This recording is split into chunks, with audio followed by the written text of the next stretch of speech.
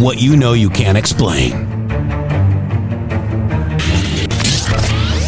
But you feel it.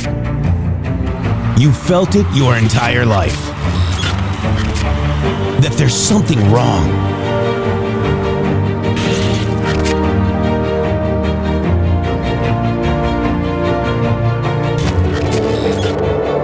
You don't know what it is, but it's there.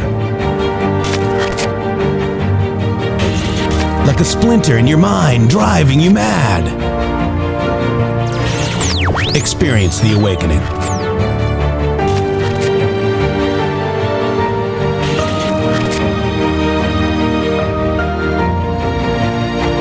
Brilliant anonymous researchers.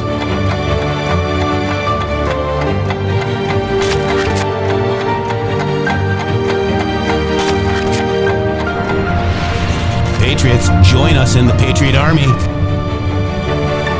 Trust the plan, pain coming. Boom, boom, boom. Let's go. RedStateTalkRadio.com, Brighteon.tv, Rumble.com/MG Show.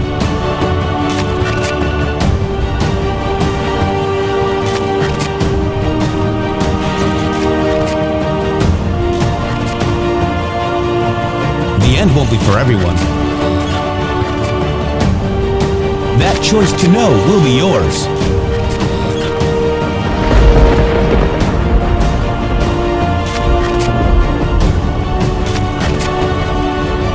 Where we go one, we go all. Fight, fight, fight, and fight we will. We fight every day right here on the MG Show.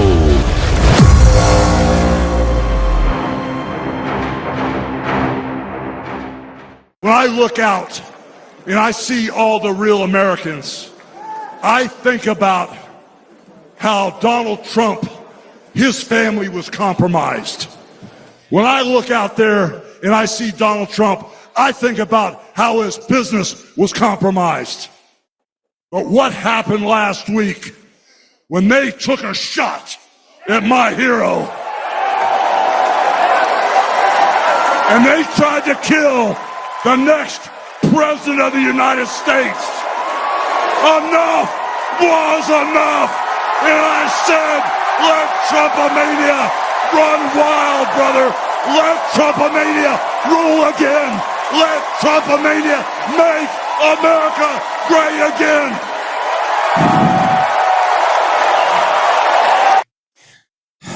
Rest in peace. Hulk Hogan dies at 71. That was almost exactly a year ago. Yesterday, I believe. Shady Groove, welcome to the show. We've got news that Hulk Hogan dies at 71 years of age. Complications from a neck surgery.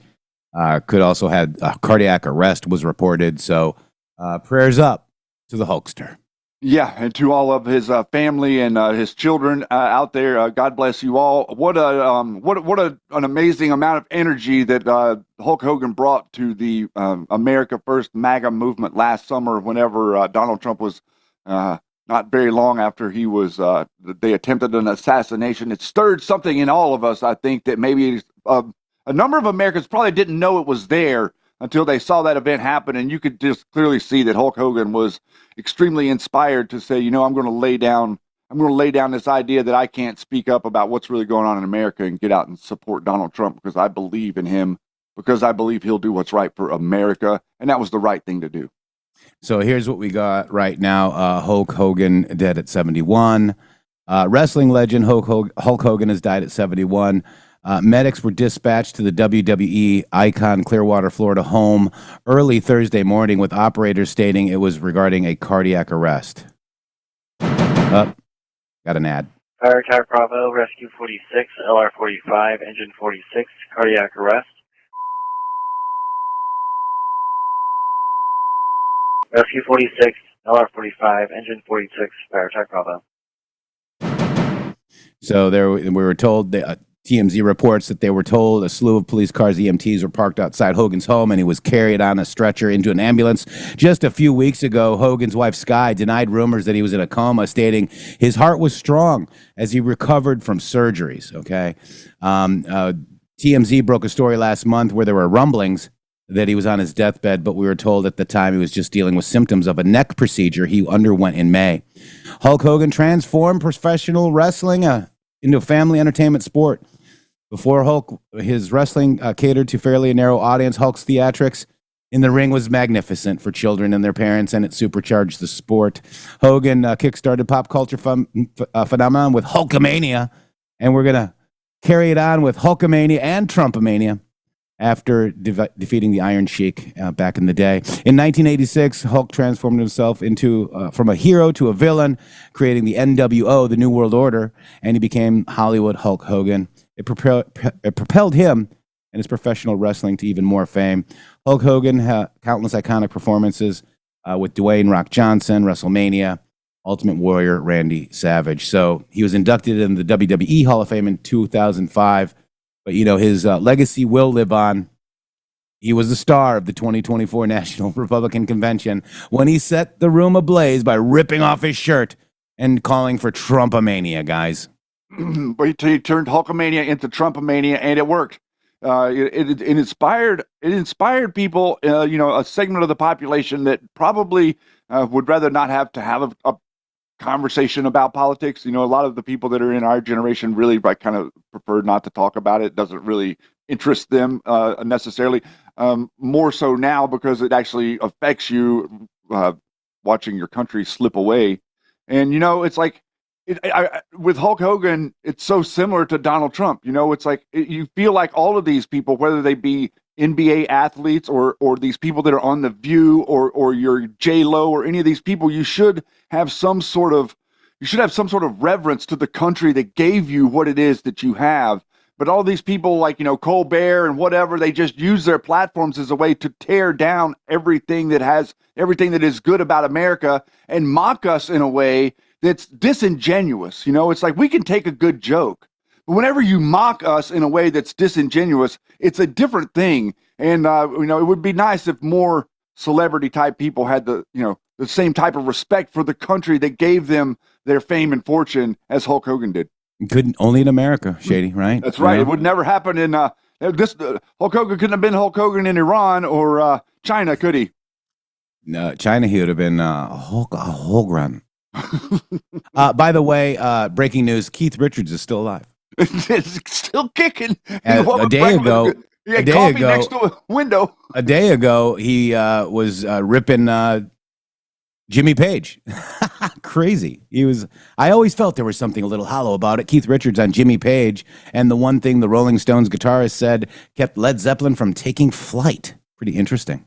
Yeah, no, it's interesting. I think they're getting all weird because there's this whole concert thing going on with Page and Plant are back together, and so the Rolling Stones are all, all those British people have Tales from the Crypt. Oh wait, no. Yeah, I'm gonna just leave it there. Let's leave it there. And R.I.P. Hulk Hogan, amazing guy. And a Trump supporter. And that speech that he had was more than just what we showed you there. Roughly, he spoke for about almost 10 minutes. And he loves his country. He loves Donald J. Trump. And I still got some Hulk Hogan beer in the fridge. If anybody wants to come over and have one with me.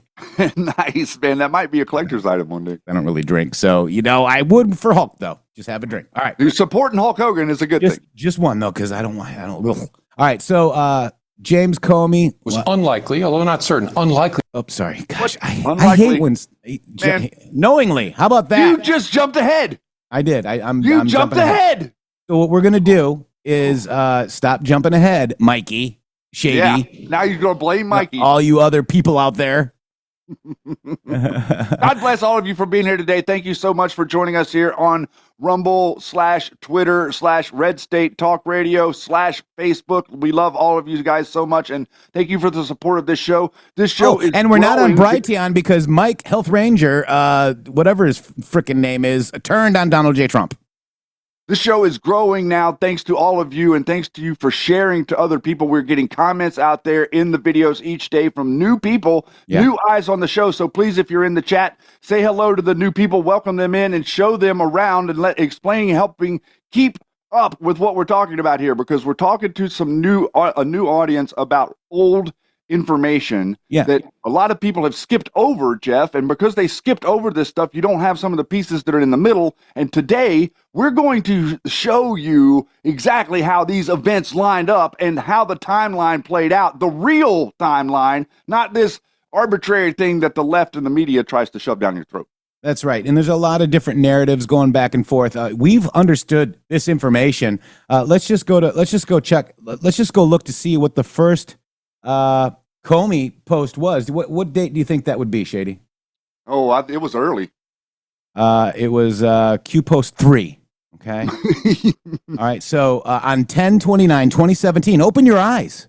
It finally came out that Rod Rosenstein and Robert Mueller were key players in the uranium scandal. So stay tuned. There's more coming, guys. Okay. That is a future proofs past. Yeah. It will.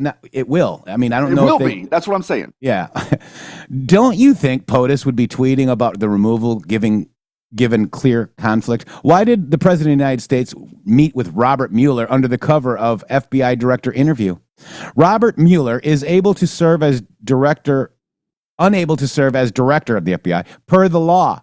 Gowdy comments, Comey, history will, ... The president has everything. Not everyone is corrupt, fewer than you think. Follow Huma, Operation Mockingbird, priority to clean out bad actors to unite people behind the America First agenda.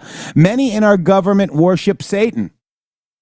Not about Republicans versus Democrats at this stage. Where is Hillary Rodham Clinton? Why is the National Guard called up across 12 cities? Trust in your president. God bless patriots. And then the next one, again, Comey. Why? Remember, the FBI and military intelligence had an open investigation into the Clinton Foundation? Why did Comey drop this? Who was the FBI director during the Haiti crisis? How many kids disappeared? How much money was sent to the Clinton Foundation under the disguise of Haiti relief went to Hillary? What countries donated big money to Clinton Foundation? And why? Ukraine. How much was owed by accepting? When she lost, how would this be repaid?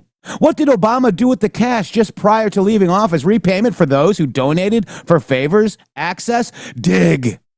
Again, good people were forced in bed with this evil under personal and family threats. Could you live with yourself helping to cover up such evil, despicable acts if given a safe way out? These people worship Satan. Some openly show it. All right, so those are the first two Q posts out of 67 that mention Comey directly. That's hitting pretty hard to be 1-2. Wow. All right, so let's go, because I don't know, it came out, this was happening after our show, but this is very important for us to all just kind of digest. What we're going to do today is we're going to watch the Press Secretary Karoline Leavitt. We're going to watch her brief the members of the media, and she had a special guest. Many of you might have saw it, but we're going to just watch it and take it apart, because we've known all this for 7 years, Shady.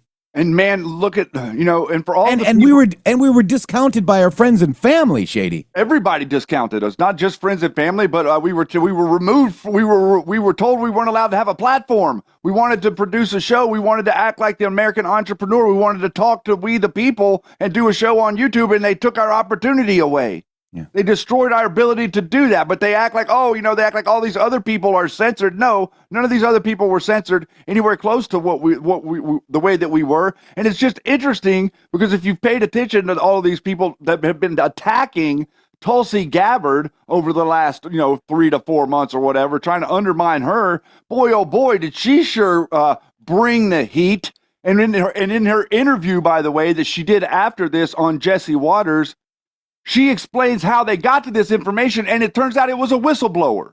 So again, you have whistleblowers within government. This is what we've said the whole time since we started this. You have to put things out there in public to give people that have real information a backbone to stand up and to speak and to say, hey, okay, well, they can't do that if they don't feel like they're going to be protected. So you got to get people in positions in government to make people feel like that they will be protected if they speak.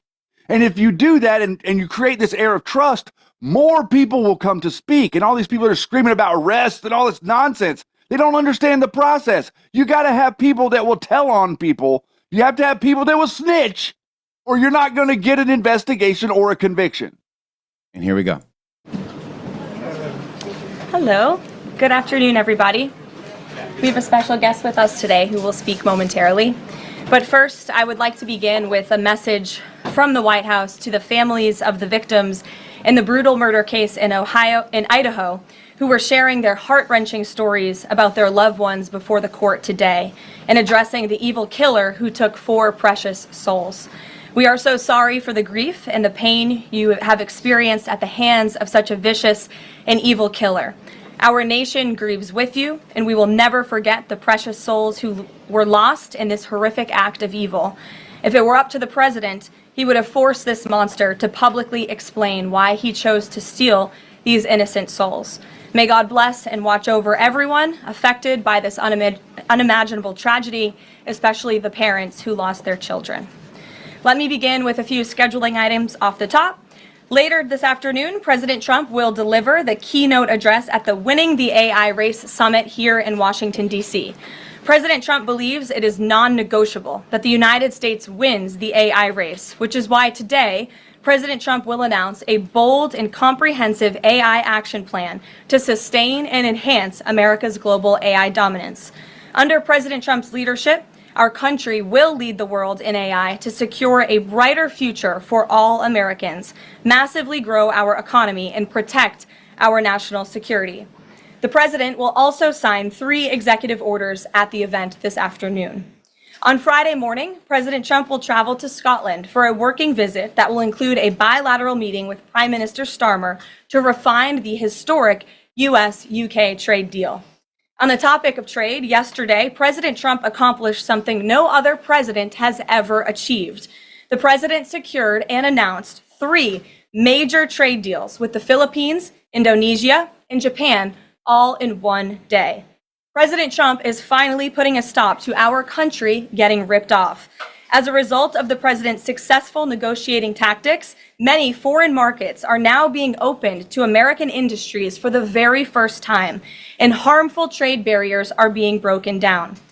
Thanks to President Trump, these countries around the world are agreeing to open their markets to American-made products and goods for the first time, which will lead to a boom in sales and profits for American businesses right here at home. As President Trump said, he will only lower tariff rates if a country agrees to open their market to American-made products. If not, they will continue to face tariffs and pay a steep price to do business in the United States of America, which remains the best market on the face of the planet. Also this week, the president officially marked 6 months here at the White House. He made big promises to the American people on the campaign trail last year, and he has unquestionably delivered on those promises in record time. The president has defeated the Biden inflation crisis to make America affordable again. Core inflation is currently at its lowest level in 4 years, and prices for everyday goods are falling. The president's pro-growth policies have fueled massive job growth across our country. Since the president has taken office, our economy has added nearly 700,000 new jobs, with native-born American workers accounting for all job gains. The president has put the economic needs of families and of workers first. He signed the largest tax cuts for the middle class in American history, including no tax on tips, overtime, and Social Security. We have also seen the president unquestionably deliver on his promise to secure our southern border. He has ended Biden's illegal alien invasion, and for 2 months in a row, 0 illegal aliens were released into our country. The president has also, as you all know, initiated the largest mass deportation campaign in American history. The president has also restored law and order to make America safe again, another campaign promise he vowed to the American public. The United States of America is currently on track for its lowest murder rate on record, following this shift from the last administration to the Trump administration. The president has also ended Joe Biden's reckless war on American energy. U.S. oil and natural gas production are now surging, and summer gas prices reached their lowest level since 2021. The president has also rebuilt our military, another campaign promise. He just signed the largest military investment in decades to modernize our armed forces with cutting-edge technology to replenish our stockpiles and provide American troops with the best equipment in the world. The U.S. Army, Navy, Air Force, and Space Force have all reached their recruitment goals months in advance. The president has restored America's standing on the world stage, brought back peace through strength, and brokered numerous peace agreements to end wars. Again, all of this in just 6 months. He obliterated Iran's nuclear program to end the war between Israel and Iran, got NATO members to raise their defense spending to 5% of GDP, and secured a ceasefire between India and Pakistan, as well as brokering a historic agreement between Rwanda and the Democratic Republic of the Congo. The president has already received 3 different Nobel Peace Prize nominations for his peacemaking efforts. Again, all of this progress, all of these accomplishments have occurred in just 6 months. We are truly just getting started, and we look forward to working with all of you for the next 3.5 years. On another matter, Now, I just want to stop it there. I mean, did you hear all that winning, Shady? Did you guys hear all that winning? Uh-oh. Muted. There you go. Yeah, did you hear all that winning, Shady? That's all I hear. No, it's all it's all you can hear, because listen. This is what we have been doing this show for. This is what we've been waiting to hear. This is literally how long it's been for us to get back to the position where we are in a power point spot to direct the release of the classified information. That's what's being held. We say this: transparency in government. We want transparency. You can't have real government without transparency. If you don't have transparency, you have something else. You can see that now, right? What you're seeing being uncovered is what you get when you don't have transparency. And you can see clearly that Donald Trump being transparent, they're trying to paint him like he's hiding stuff. He's being transparent. They're the ones hiding stuff. They're trying to paint themselves as they're transparent and use the court of public opinion to make everybody seem like they agree with them. That's right. It's a psychological operation on the whole of American people, and it's just so insane how incorporated every single voice is. And now we're digging into how incorporated all these voices on the right are, how anti-Trump they really were, how anti-MAGA they really were. If you break it down and boil it down, they agree with the people that are screaming and yelling about the Palestinians. All of InfoWars networks, all of these people that came out and attacking Donald Trump over all this stuff regarding Epstein, not a single one of them want anything to do with Epstein released, because they all have skeletons in their closet. Both sides of the aisle, they think that the FBI has gotten rid of all the evidence that would implicate them so they could troll Trump on it. Yeah. Are we seeing this clearly or no? Yeah, we are seeing it clearly. And that's why I wanted to play this part of it, okay? Because we're winning so big. We're not only winning with all on the energy, on the gas, on the, we're winning on so many AI. And AI needs energy. Q clearance is energy. Isn't that interesting now, Shade, to think about it, right? And here we are looking at all these wins now, okay? And we have 3.5 years left, okay? So all these reeing people need to relax. All of our friends and family are now seeing this come out that we're going to show you next, okay? And we're go ahead. No, I'm sorry. No, it's okay. I thought you were done. No. I just wanted to mention, you talked about the AI. That's another front. They've opened that front. So I just want you to be aware that that's the other front against Donald Trump, because he's ushering in the AI. So they want China to be in control of AI. And I just want to make this clear. All these people that are screaming about, oh, Donald Trump is selling you out to Palantir and all this and that and all that. Everything that you should have been afraid of with the doom and gloom going forward in America had to do with the globalists controlling America. You can't just take that fear and switch it over here to like the idea that we the people are in control of America. That would mean that you're afraid no matter what. You gotta have some common sense and some logic that you put to this.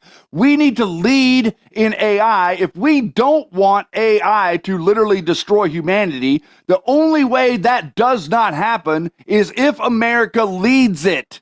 Does that make sense? But all these people like Mike Adams and all these other nut jobs out there are screaming and yelling at the top of their lungs. And I'll tell you why I think that is. I think that they thought a long time ago that the future of AI was in China, and that they made personal investments in China AI and China energy companies. And because China energy companies are losing their proverbial ass right now in the market because of tariffs, they're hurting.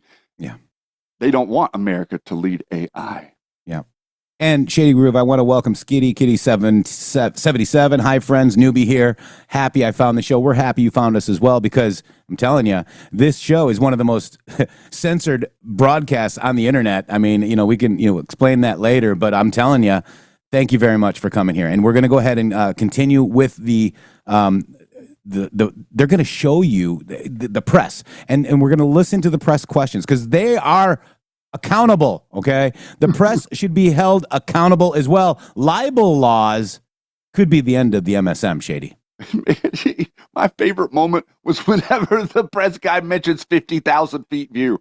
I was like, you'll see. We're going to take this apart, guys. The two of us are like in rare form today. Let's go. Let's do this. And we might have to go through our break, so we're going to just go through How this. Unfortunate. And then we're going to watch the James Comey interview from 2018 as well. So this is going to be good, guys. Let's go. Past few days, Director of National Intelligence Tulsi Gabbard has unveiled shocking new evidence that former President Barack Obama and top aides in the Obama administration conspired to subvert President Trump's 2016 election victory and undermine the democratic will of the American people. While publicly pretending to engage in a peaceful transfer of power, in private, former President Obama went to great and nefarious lengths to try to sow discord among the public and sabotage his successor, President Trump. The new evidence released by the Director of National Intelligence, who is here with me today, confirms that the Obama administration manufactured politicized intelligence, which was later used as the justification for baseless smears against President Trump in an effort to try to delegitimize his victory before he even took the oath of office. The truth is that President Trump never had anything to do with Russia, and the Russia collusion hoax was a massive fraud perpetuated on the American people from the very beginning. And the worst part of this is Obama knew that truth, and so did all of the other corrupt officials involved in this scam, including former CIA Director John Brennan, former Director of National Intelligence James Clapper, former FBI Director James Comey, former Deputy Director Andrew McCabe, and many others. Director of National Intelligence Gabbard's report further confirms what we already knew. There was no collusion, no corruption, except on the part of Barack Obama and the weaponized intelligence agencies at the time. The Russia hoax was a blatant lie, all ginned up by Democrat political operatives that were signed off on by then President Obama and leaked to the news media to launch a years-long witch hunt against President Trump and his first administration. Allies of the president, including his own son, Donald Trump Jr., were disgustingly smeared as Russian assets, and some even had their lives destroyed because of this vicious lie. The president's first 2 years in office had this fake distraction hanging over it, and endless resources, time, and political capital were spent having to debunk these lies from the highest levels of our government. Now, nearly 10 years later, thanks to the declassification of documents by Director Gabbard, the truth has finally come to light. And this truth vindicates President Trump, his family, and his many allies and associates who were smeared with defamatory lies. President Trump was right from the beginning about all of this, and we are grateful that justice can be served. Now, we have even more damning evidence implicating those who tried to sabotage a duly elected president and did grave material harm to our republic. Thanks to additional important work done by CIA Director Ratcliffe, Committee Chairman Rick Crawford over the past few months, a newly declassified 2020 report prepared by the House Permanent Select Committee on Intelligence, which DNI Director Gabbard has declassified, found that the intel community did not have any direct information that Russian President Vladimir Putin wanted to help elect President Trump in 2016. And in fact, Russia was actively preparing for a Hillary Clinton victory. But at the unusual direction of Barack Obama at the time, the intel community published implausible intelligence suggesting otherwise. Why? To sabotage the incoming president. This is truly one of the greatest political scandals in American history. And reporters at legacy outlets, some of which are sitting in this room today, like the New York Times and the Washington Post, were ridiculously awarded Pulitzer Prizes for their perpetuation of this hoax. It's well past time for those awards to be stripped from the journalists who receive them. It is not journalism to propagate political disinformation in service of the Democrat Party and those in the intelligence community who hand over out of context. Yeah, maybe we could get some of those awards, Shady Groove, right here on the MG show. Yeah, maybe we could get some reparations for being censored. Yeah, I mean, they took our PayPal, our Patreon, Media Matters. How many articles? 40, 30. We were right. And we were right. YouTube, they took us down. They took us down everywhere. They took my Twitter for 803 days, but I got it back. You know, a sitting senator, Angus King on the Intel Committee, wanted me off Twitter in Twitter File 16. Hillary Clinton in 2019 wanted me off Twitter as well. Why? Because we're talking about government corruption. And we were right. And we were right about it because this right here proves everything that we were saying. Like literally, there was nothing that we said. There was misinformation and or disinformation. It was all real information that they classify as disinformation. And it's interesting that Obama's commentary that we reported on yesterday included that word. Oh, it's all a bunch of misinformation. Yeah, because your misinformation is government corruption. Boom. And we were right. We're always wrong, Shady. Until we're right. Wow. Back to according to them. Yeah, exactly. And fake intelligence to push a false political narrative. I will now pass it over to the Director of National Intelligence, Tulsi Gabbard, to speak more about all of this, and then we will open it up for questions afterwards. Tulsi, thank you for being here. Give me a 17 out there if you did not see this yet. Thank you very much. Good afternoon. At President Trump's direction and with the support and coordination with the House Intelligence Committee Chairman Rick Crawford, today we've released a declassified oversight majority staff report that was produced in September of 2020. The stunning revelations that we are releasing today should be of concern to every American. This is not about Democrats or Republicans. This has to do... Oh, wait, what? Wait, Shady, what did she say? She said it's not about Democrats or Republicans. What was that first Q post on Comey? What was that for? What did that say exactly? That's a good thing to remind Not about Republicans versus Democrats at this stage. That's a Q post, one of the first ones. Q post 3. All right. Oh, I hate being right all the time. We tried to tell them, Jeff. I mean, It's okay. We tried to tell them we can't have a heart attack trying to tell them that we tried to tell them. With the integrity of our democratic republic and American voters having faith that the votes cast will count. There is irrefutable evidence that detail how President Obama and his national security team directed the creation of an intelligence community assessment that they knew was false. They knew it would promote this contrived narrative that Russia interfered in the 2016 election to help President Trump win, selling it to the American people as though it were true. It wasn't. The report that we released today shows in great detail how they carried this out. They manufactured findings from shoddy sources. They suppressed evidence and credible intelligence that disproved their false claims. They disobeyed traditional tradecraft intelligence community standards and withheld the truth from the American people. In doing so, they conspired to subvert the will of the American people who elected Donald Trump in that election in November of 2016. They worked with their partners in the media to promote this lie, ultimately to undermine the legitimacy of President Trump and launching what would be a years-long coup against him and his administration. We're here today because the American people deserve the truth, they deserve accountability, and they deserve justice. The records that we released on Friday that were ODNI records, Senator Chuck Grassley's release on Monday of what is known as the Clinton Annex, which was an appendix to the Department of Justice Office of Inspector General's 2018 report, as well as the House Intelligence Committee's majority oversight report that we're releasing today, all come back to and confirm the same report. There was a gross politicization and manipulation of intelligence by the Obama administration intended to delegitimize President Trump even before he was inaugurated. ultimately usurping the will of the American people. I'm going to go over the key findings from the House Intelligence Report, which investigated the claims that were made by an intelligence community assessment ordered by President Obama and published in January of 2017.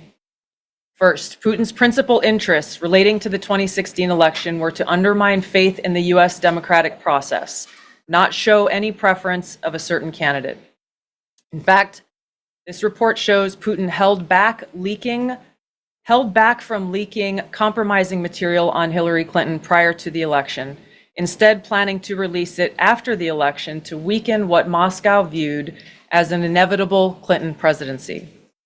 In the January 2017 intelligence community assessment that President Obama ordered, John Brennan, who was CIA director at the time, and the intelligence community intentionally suppressed intelligence that showed Putin was saving the most damaging material that he had in his possession about Hillary Clinton until after her potential and likely victory.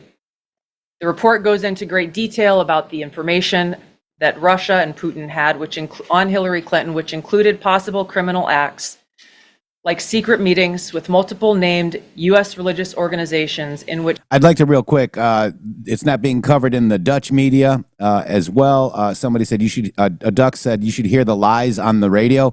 There's going to be a time coming soon where they can't hide it anymore. So just stay tuned, get your popcorn, and keep spreading the good word of truth. And it's good. It's actually good. It's actually good sometimes whenever you hear them do that and you know the truth, because it makes you so much sharper to be able to see through the lie. You wake up a piece of yourself that can interpret the lie. And I feel like that's a little bit of what we do. You know, it's like the two of us, we sit here and we hear these people say these things, and you can almost pick up on it whenever they say it, that they're completely lying, no matter if you have any evidence that they're lying yet or not. Yeah.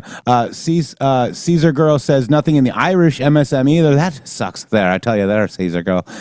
You're drinking too much Guinness over there, but God bless you in the Irish. Because if America falls, the whole world falls, right? And thanks for being here. Yeah, and thanks for being here, because we are worldwide. Where we go one, we go all worldwide. And by the way, this whole thing in Poland, we have proof of that now. Mm-hmm. Here we go. Back to Tulsi, because CNN cut this off. Who said that? Wow. CNN cut this off. Okay. Why? So you need to watch all of it yourself, because you don't need to trust one network. Don't trust Fox.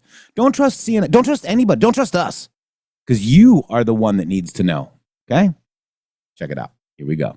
Officials offered, in exchange for supporting Secretary Clinton's campaign for the presidency, significant increases in financing from the state. By the way, real quick, Seven Seal says the same in Denmark. Nothing about Obama. Isn't that amazing? Department. Obama is like the world god. They also had documents that showed the patronage of the State Department to State Department employees who would go and support Hillary Clinton's presidential campaign. There were high-level DNC emails that detailed evidence of Hillary's, quote, psycho-emotional problems, uncontrolled fits of anger, aggression, and cheerfulness, and that then Secretary Clinton was allegedly on a daily regimen of heavy tranquilizers. Then CIA Director Brennan and the intelligence community mischaracterized intelligence and relied on dubious substandard sources to create a contrived false narrative that Putin developed a quote-unquote clear preference for Trump. Brennan and the IC misled lawmakers by referencing the debunked Steele dossier to assess quote-unquote Russia's plans and intentions, falsely suggesting that this dossier had intelligence value when he knew that it was discredited. The intelligence community excluded significant intelligence and ignored or selectively quoted reliable intelligence that contradicted the intelligence community assessment's key findings on Putin's alleged support for Trump. Including this intelligence reporting would have exposed the ICA's claim as implausible, if not ridiculous. The intelligence community assessment omitted reliably sourced information, such as how some Russian intelligence officials were quote-unquote planning for candidate Hillary Clinton's victory, while others assessed neither Trump nor Clinton would respect Russia's interests. As was reflected in the ODNI documents that we released on Friday, multiple intelligence community assessments released in the months leading up to the November 2016 election concluded that Russia had neither the intent nor capability to impact the outcome of the U.S. election. On December 5th of Trying to be 2016, funny, the are ya? FBI and ODNI gave the House Intelligence Committee its first post-election classified briefing, in which there was no mention of Putin aspiring to elect Trump by either agency. The Presidential Daily Brief, drafted on December 8th of 2016, stated that no Russian or criminal actors impacted vote counts. This document was pulled just hours before it was to be published due to quote-unquote new guidance. If it had been published, it would have been briefed to both President Obama and President-elect Donald Trump. On December 9th, 2016, a National Security Council meeting was called to gather President Obama's senior national security officials, which included CIA Director Brennan, then Obama DNI James Clapper, Susan Rice, and others.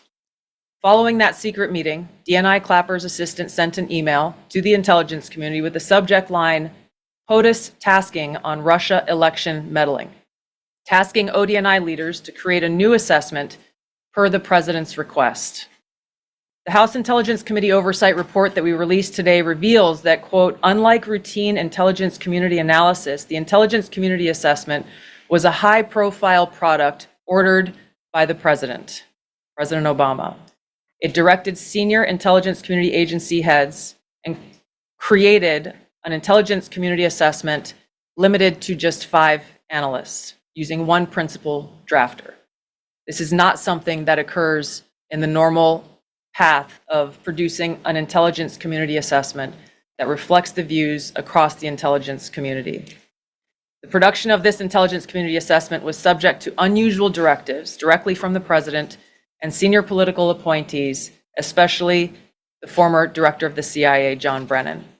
The House Intelligence Committee Oversight Report also shows how later that same day, on December 9th, Brennan ordered the publication of quote-unquote substandard reporting on Russian activities, which had previously been withheld from publication of prior assessments because the information was judged, quote, to have not met long-standing publication standards.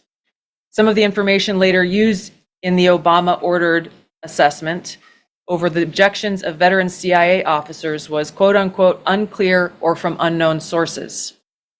The Intelligence Committee's Oversight Report reveals that CIA Director Brennan overruled senior CIA officers who challenged the Obama-ordered intelligence assessment, stating, quote, we don't have direct information that Putin wanted to get Trump elected.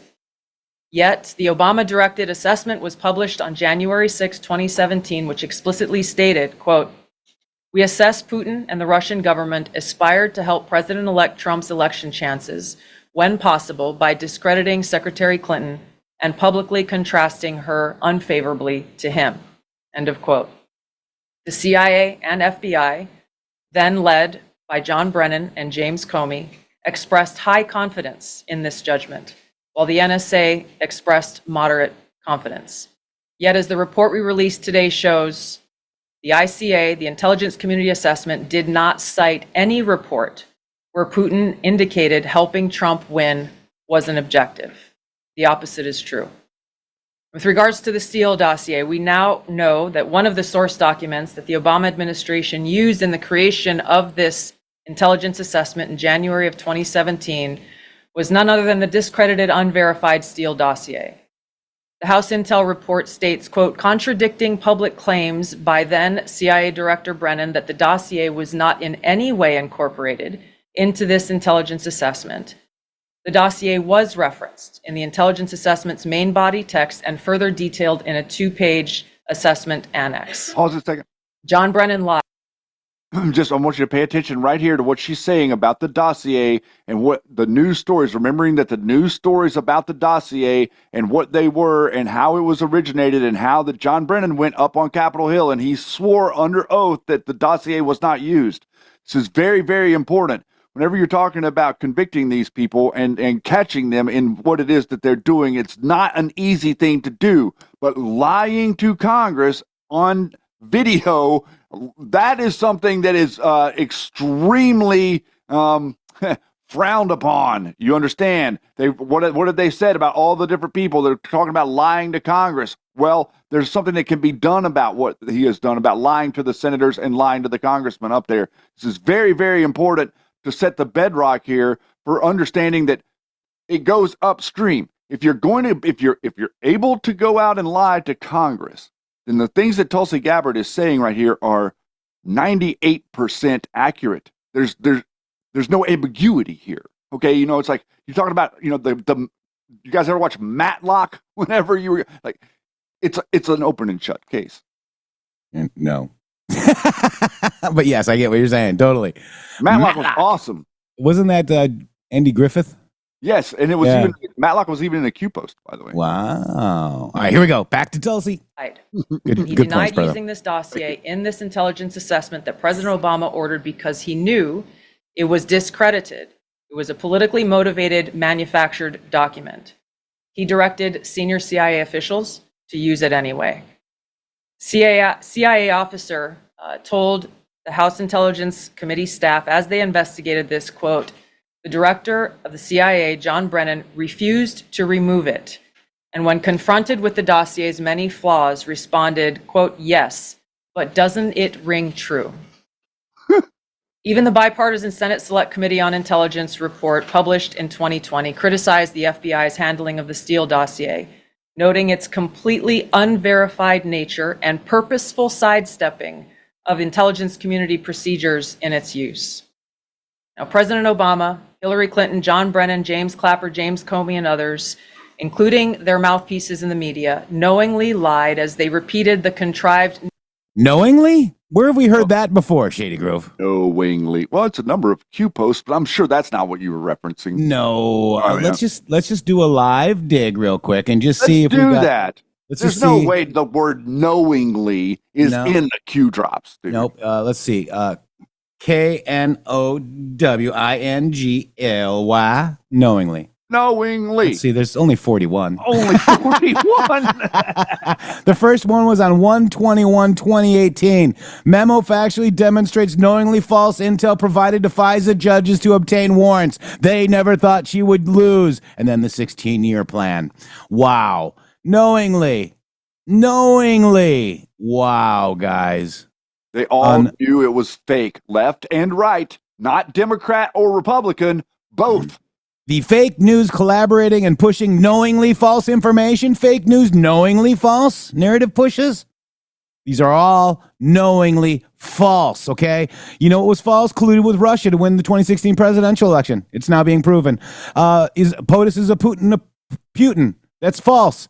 Knowingly irreparably harm relationships with our allies. That's false. We got new deals with everybody.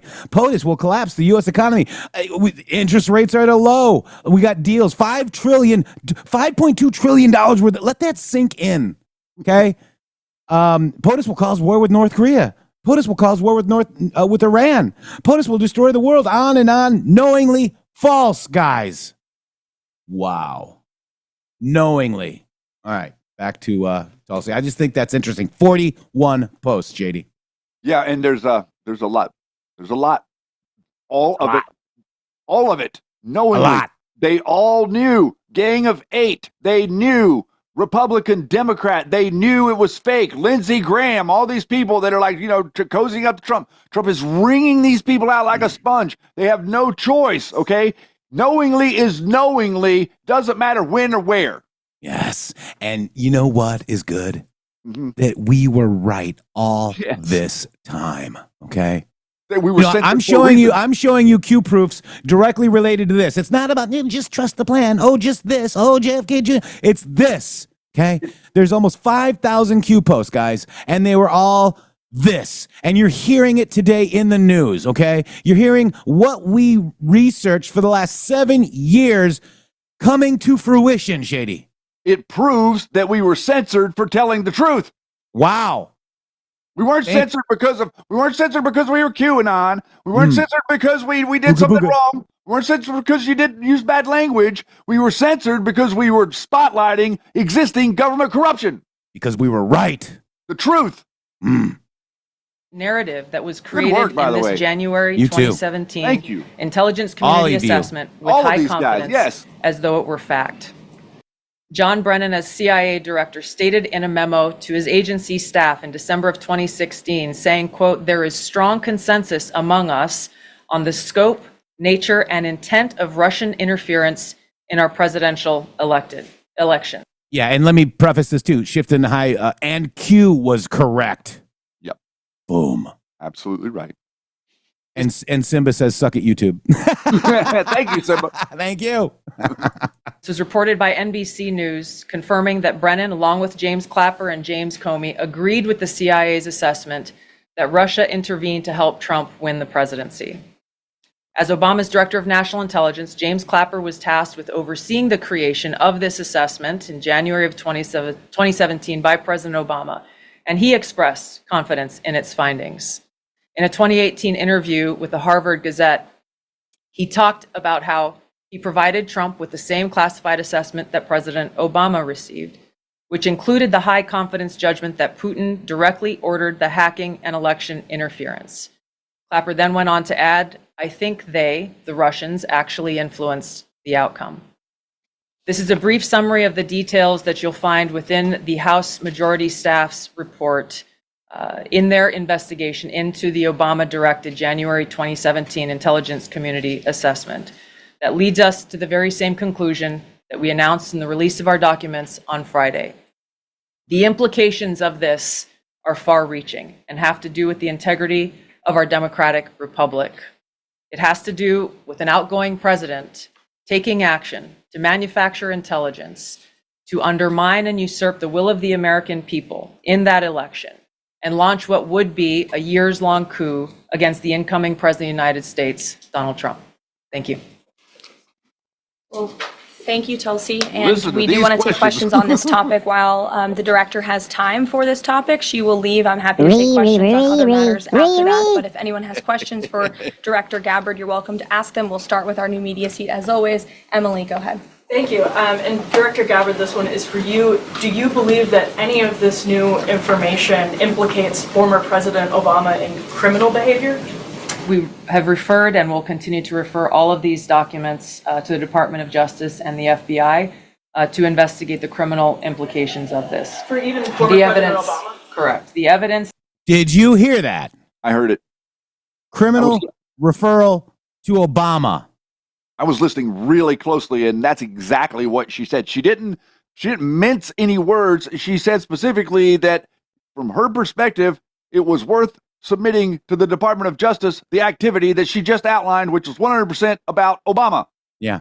And Dan Q says, cracks in the dam. This is what you call a D5 avalanche, okay? The snowball starts rolling, okay, on the mountain. Oh, and then it gets bigger, and then it gets bigger, and nothing can stop what is coming. D5. It obliterates their whole narrative. I know, it's so good. Oh, I love it. It's better. Candle, return what's stolen from us, 5X and damages. It's big biblical. Thank you so much. Also, G Brothers, thank you. Mikey Mariano, I say F you YouTube. Here's for the square bucket. Here's another 5 for F you Rumble. Oh my God. Thank you guys so much. Keep going. Here we go. That we have found and that we have released directly point to President Obama leading the manufacturing of this intelligence assessment. There are multiple pieces of evidence and intelligence that confirm that fact. Ed, go ahead. Director Gabbard, thank you. So just two questions, but to begin on that. The president yesterday, you've inferred that the former president helped lead a coup. Based on what you now see, do you believe President Obama is guilty of treason? I'm leaving the criminal charges to the Department of Justice. I am not an attorney, but as I've said previously, when you look at the intent behind creating a fake manufactured intelligence document that directly contradicts multiple assessments that were created by the intelligence community, the expressed intent and what followed afterward can only be described as a years-long coup and a treasonous conspiracy against the American people, our republic, and an attempt to undermine President Trump's administration. The Senate Intelligence Committee spent several years looking into this and unanimously agreed in a bipartisan fashion. Secretary of State Rubio was a member of that committee. In a bipartisan fashion, because Obama put that out there, okay? Rubio was part of the Intel Committee, but not a leader of it, guys. These people are trying to think that you are stupid. They think you're stupid, guys. Yeah, I'm going to save comment for him when he's done. Okay. This guy. That there was no political interference. There was a years-long Justice Department investigation into this as well that also concluded no political interference. So help us, from a 50,000-foot level, explain, what do you now have that refutes those two? Sure. I will encourage you, in my role as the Director of National Intelligence, my job, again, as I said when I came into this role, was to make sure that we are telling the truth to the American people, and that we are ensuring that the intelligence community is not being politicized. So I'm not asking you to take my word for it. I'm asking you and the media to conduct honest journalism, and the American people to see for yourself in the documents that we've released now, close to 200 pages, that point in multiple references, multiple examples, to include comments that have been made by senior intelligence professionals, who are some still working within these agencies today, that confirm the conclusions that we have drawn, that President Obama directed an intelligence community assessment to be created to further this contrived false narrative that ultimately led to a years-long coup to try to undermine President Trump's presidency. And it's your belief that those two previous investigations missed that or covered it up? I'm telling you to look at the evidence. Look at the evidence, and you will know the truth. John. Okay, pause it right there. Wow. Okay, guys. Man, oh man. 50,000-foot view. So let's look at what he did there. She showed she has evidence, literal evidence. This is the evidence that has not been seen by anybody else. No one has seen this evidence that she's showing. She's showing you when and how the brief that was brought in. There was a presidential daily brief product that had been manufactured already. It was in process. They had got the early reading of this. They didn't like it. Obama rejected that product and initiated the creation of a new product. No one knew that. This is new information. This is the specific information. The information is that then they took that and they turned it into, it was an investigation to see if Russia did interfere in the election. They changed it from if Russia interfered to how did Russia interfere and outline it. We want you to outline how Russia interfered. This is new documentation that Tulsi Gabbard has brought to the front, that the select committee that this numbnut is talking about, the other committees that he's talking about, all of the Senate intel stuff, all of the Gang of Eight, Rubio, none of these people, no one has seen this information until yesterday, until it was brought out, until she sent it out on Friday. So you understand that, right? These are news people. They are not looking at the new news. They are ignoring the new news and pretending there is no new news. They look past the new news. And then they say, oh, whenever you hear a reporter say 50,000 feet, oh yeah, when you get up to the 50,000-foot view, bro, it's on the paper. It's right in front of you. Go 2 inches and you can see it. You don't need to go to 50,000 feet. Oh, well, wait, it's something specific. When it's something specific, we got to get to 50,000 feet. Whenever it's something, and then whenever it's something, right, and whenever it's something that's absolutely nothing, we zoom in. Yeah, it's crazy. All right, back to because this is crazy. This is crazy. These people in these questions. My God, here we go. Director Gabbard, you declassified these documents, if I'm not mistaken, Friday of last week, correct? We released them on Friday of last week, the first tranche, yes. This isn't the first time that President Trump has been president of the United States. He was president from 2017 to 2021. Couldn't the prior DNI under President Trump have declassified these documents? And why didn't that DNI do that at that time? I can't speak to what happened there. There were several DNIs under the first Trump administration. President Trump faced many challenges from those who were working in the government who sought to undermine his presidency. That's been clearly detailed. What I can speak to is the fact that this was one of the first things that we started to investigate here within this Trump administration and have released the results upon the conclusion of our investigation. And then my second question has to do with what intelligence agencies around the world have said about Russia, that they have tried to influence elections in the United States, in France, in Germany, in the UK. Do you disagree with that? Do you believe that Russia is a bad actor as it relates to trying to influence elections? I'll point back to the intelligence that President Trump has ordered declassified, that we have declassified and released, that the intelligence reflects Russia's motives were to try to sow discord and chaos within the U.S. election, which is a clear distinction from showing a preference for or against a specific candidate, which is what the Obama manufactured intelligence document alleges, that Russia preferred Donald Trump and tried to help Donald Trump get elected. Again, going back to the most important point here, with the intent to undermine the legitimacy of President Trump's election and therefore subvert the will of the American people who chose to send him to the White House. Reagan. Director Gabbard, Reagan Reese with the Daily Caller. You laid out that the documents revealed that the Obama administration did not publish a December 2016 presidential daily briefing that demonstrated that Russia did not steal the election. Trump was receiving these briefings at the time because he was president-elect. Are you of the view that that information was kept out of the briefing because then President-elect Donald Trump would have seen it?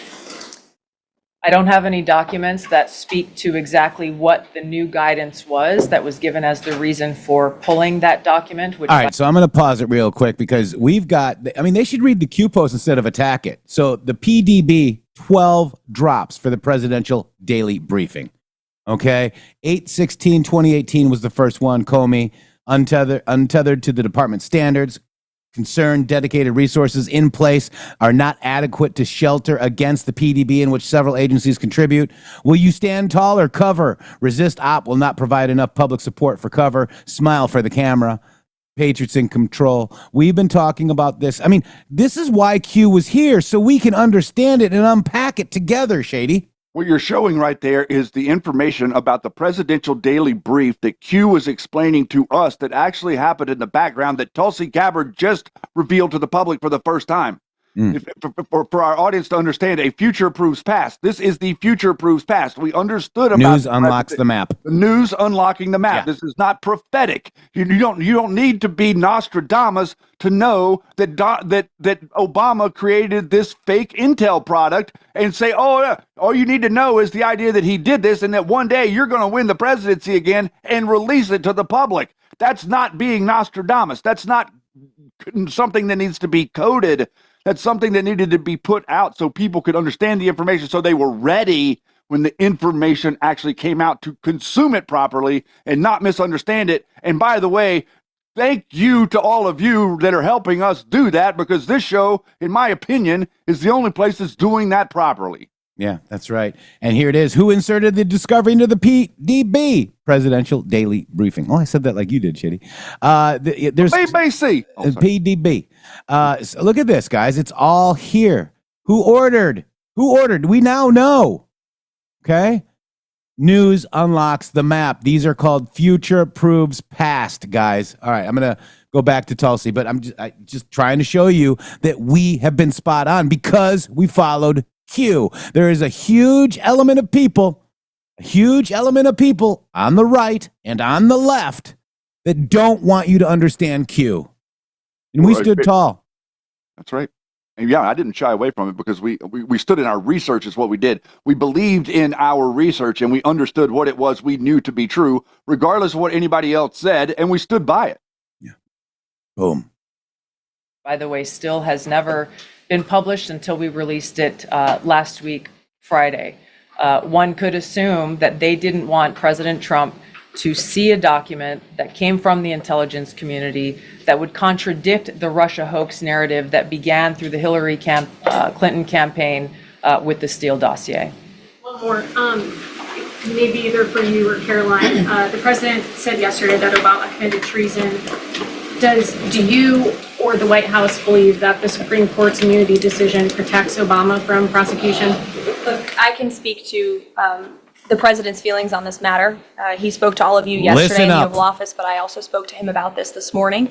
And he wants to see all those who perpetuated this fraud against our country, who betrayed our country and the Constitution, to be thoroughly investigated and held accountable. And it's been 10 years of this. And I would just add, based on everything the director has said and declassified, all of you in this room should go through it and take a look at this report and review the intelligence, because unfortunately that hasn't happened. And many of the people who perpetuated this hoax, Clapper, Andy McCabe, James Comey, and many others, have been hired by major networks in this room to go on television and continue to spew these lies, knowing that they are lies. And if you all recall, just flashback to 2016 and the years after, the entire Trump 1 presidency was embroiled in this scandal that was perpetuated by the Democrat Party. And you had major Democrat Party officials in this city, namely Adam Schiff, Hillary Clinton, Elizabeth Warren, who went on television and told the American people, Donald Trump is an asset of Russia. It was a lie. They always knew it. Hillary Clinton herself said that President Trump would be a puppet for Putin. Senator Tim Kaine at the time called President Trump Vladimir Putin's defense lawyer. Adam Schiff stated, and one of the worst things a lawmaker can do is to tell the American people, I know something you don't know, it's just classified and I can't tell you. And that's what he said. I can tell you that the case is more than that. I can't go into the particulars, but there is more than circumstantial evidence now. And not enough people in this room, not enough journalists in this country pushed Adam Schiff to say, what are you talking about? What evidence do you have? Everybody just ran with the lies, and it led to impeachments. It led to the division of our country. Unfortunately, so many Americans, from listening to outlets in this room, believed in these lies. And it cost us millions of dollars as taxpayers, guys. And thousands of hours. Yep. Complete scam, and it's a scandal, and the president wants to see accountability for that. Phil. A question for Director Gabbard. A spokesperson for former President Obama said in a statement earlier this week, quote, nothing in the documents issued last week undercuts the widely... I can't wait to see this guy's, hear this guy's, her. Yeah, that dude. Caitlin Collins. I can't wait to hear her question. And you see this guy, they're all sweating in here, guys. Look at him. He's like, oh my God. Look at him, Shady. Oh, they were sweating all right. Look at him. And they the Wall should Street be. Journal people, especially. Look at them. These are the people that give you your news. I mean, take a look at them real quick, guys. Do they represent you or their mental enslavement in some form? Look at this guy. I think that's literally, that picture is mental enslavement. Look at, oh my God, we lied this whole time. They're finding it out. You've been caught, guys. You, the media pool right there, have been caught. Yes, and there's a lot of stuff going on in the background right now. Joe Scarborough came out this morning saying that John Kerry was in the Epstein files, and it looks like that Joy Behar has announced that The View is taking a hiatus, and tomorrow will be their last show for a while. Yeah. Snowman Q says it's probably getting pretty stanky in that room. Yeah, a lot of pooping pants right now. a lot of that going on. And Lisa 17 says they are all complicit in this hoax then and now. Correct. Good comment. Here we go. Keep going. Accept a conclusion that Russia worked to influence the 2016 election, but did not successfully manipulate any votes. How do you respond to critics like former President Obama and also others on the Hill who say that the administration is conflating? We don't need to respond to critics when you have the facts. Don't people understand that, Shady? No, because the press is playing the position of the injured party, not the neutral observer. Yeah.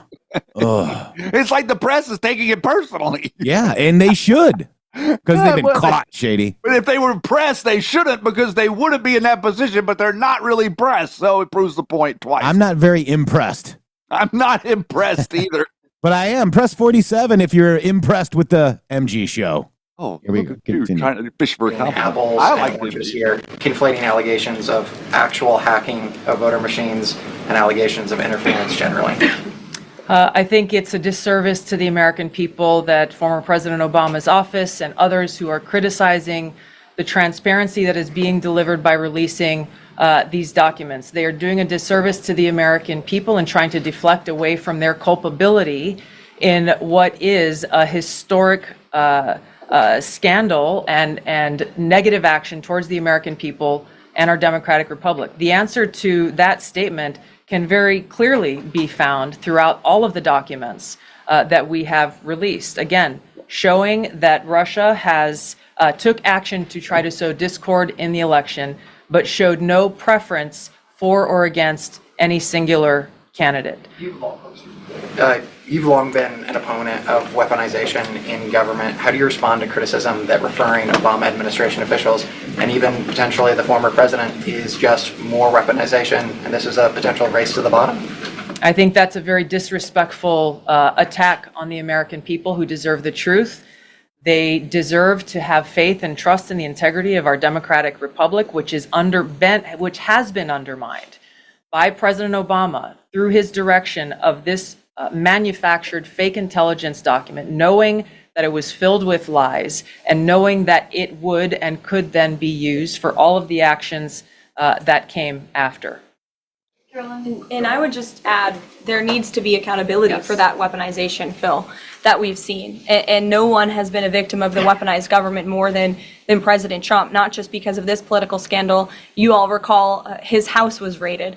So I think, it's very disingenuous for people to say, how dare they speak of former President Obama about this based on evidence and based on intelligence when the former president of the United States, Donald Trump's home was raided, when he was forced to sit in a Manhattan courtroom and many other courtrooms across the country for crimes he never committed, when he was impeached and indicted, and the entire country witnessed that. That's the weaponization of justice. Now the president is back because the American people see the truth. Nearly 80 million Americans reelected him back to this office, and he believes that we need to have justice and accountability. And I think the nearly 80 million Americans who reelected him agree with that. Caitlin. Thank you, Caroline. Two questions for Director Gabbard, just on this. Director Gabbard, you referenced the past intelligence reports and assessments on this, including that 2017 one that was signed off, as Ed noted, by every Republican on the Senate Intelligence Community, including the acting chair of the time, now Secretary of State Marco Rubio, who said in a statement that they did not find any evidence of Russian collusion, but they did find, however, is very troubling, and they found irrefutable evidence of Russian meddling.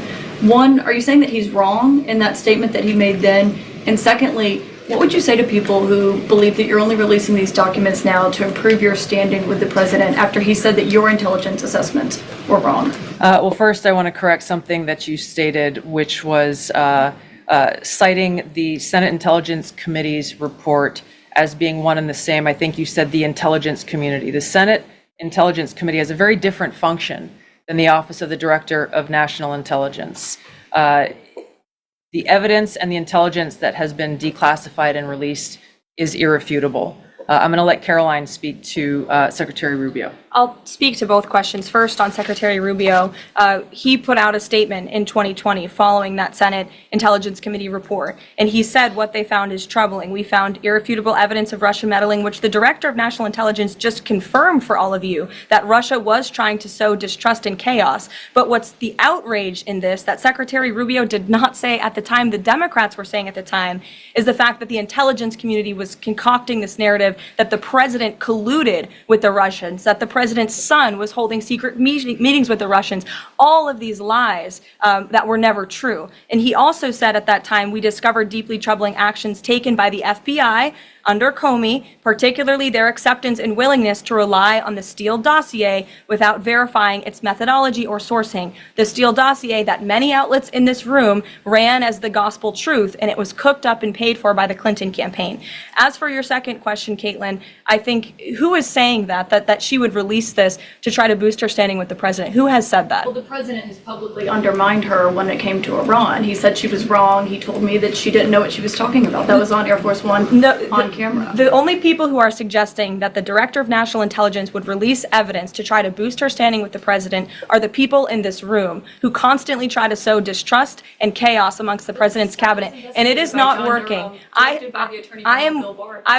will just answer your question directly. I am with the President of the United States every day. He has the utmost confidence in Director Gabbard. He always has. He continues to, and that is true of his entire cabinet, who is all working as one team to deliver on the promises this president made. Does anyone else have questions for Director Gabbard? And then we'll turn it over to a couple other questions. Christian, go ahead. Yeah, thank you. Director Gabbard, two follow-ups on questions that have been asked.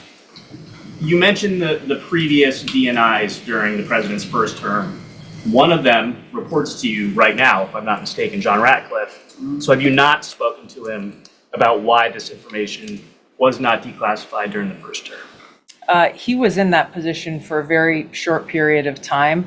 The work that began back then we have picked up and absolutely completed. We are continuing to investigate this. Additional whistleblowers are now coming forward because they see an opportunity for the truth to come to light. And as Karoline said, for real accountability to be brought forward. The accountability is the essential part of this. We can show the truth, reveal the truth. The accountability needs to occur to be able to start to restore that trust in the integrity of our democracy. And then just quickly, I know you said you lead the charging to DOJ, but the statute of limitations on conspiracy is 5 years. So what else could they possibly pursue besides treason? I think that's a great question for Attorney General Pam Bondi. We're providing all of the evidence, all of the intelligence that we have, both redacted and unredacted versions, referring it to the Department of Justice and the FBI. We'll take one more. Charlie, go ahead. How credible was the information about Hillary Clinton's health? The report said that it was from sourced from the DNC. Have you seen that information? Or do you think that maybe Russia was overemphasizing what they had? All I have seen is what the Intelligence Committee have reported through their investigation. I think the underlying point there is that we understand from intelligence what Russia said that they had. And the important point here is that if they were trying to influence the election, as President Obama and James Clapper and John Brennan, everybody said they were doing in order to support Donald Trump's election, they would have released the most damning of that information, some of which I detailed here. You'll find the rest in the report prior to the election to help Donald Trump win. They specifically withheld what they had on her, the most damning information, because they thought that she would win the election. They had plans to release it just prior to her inauguration to, again, sow discord and chaos in America. And if I may, on Jeffrey Epstein, can you rule out that he was connected in some way to any kind of intelligence, either foreign or domestic? I haven't seen any evidence or information that reflects that. If anything comes before me that changes that in any way, support the president's statement loud and clear. If any credible evidence comes forward, he wants the American people to see it. Great. Director Gabbard, we thank you for your time today. I know you're a busy woman, we'll let you get out of here, but thank you so much. Okay, I know there's many issues going on today. All right, so we'll leave that there, Shady, but wow. Wow is right. Wow is absolutely right. I'd like to read something to you guys here real quick that I got set up for you, just so that everybody understands this. In the United States of America, there is no statute of limitations for treason. Under federal law, treason is defined in 18 U.S.C. section 2381, which is very interesting, by the way. We should go the 2381 post, because the 2381 post is the post I did a video about that's very interesting, connecting to this. I digress. And it carries no time limit for prosecution, meaning the government can pursue charges at any time, regardless of when the alleged offense occurred. This is because treason is considered a grave offense against the nation, and federal law prioritizes ensuring accountability without temporal restrictions. Additionally, the U.S. Constitution, Article 3, Section 3, defines treason as, this is what it's defined as, you take it for whatever it is. It's up to you to decide what is and what is not treason as a jury, if whatever to be put on your table. Defines treason as levying war against the United States or adhering to its enemies, giving them aid and comfort. The absence of a statute of limitations aligns with the severity of the crime, which can carry penalties of death or imprisonment for not less than 5 years, along with the fine. That's the definition. That's a loose definition. That's a loose way to describe something. Giving aid and comfort to your enemies. Well, you have to be able to define your enemy, right? The enemy isn't the British, is the British on the battlefield wearing red coats. The enemy is the globalist with the big pocketbooks and Arabella advisors and foreign money and generating pretend protests on the streets of America. That, by definition of that right there, is treason. What post number was that? 2381, sir. 2381. Lincoln Logger 2381. Okay. So we're gonna go ahead and just gonna quickly take a break. Let's just play a song. It's only 2 minutes and 41 seconds, but we'll be right back. Let's just play this musical interlude before we get to the James Comey interview. You ready? Yep.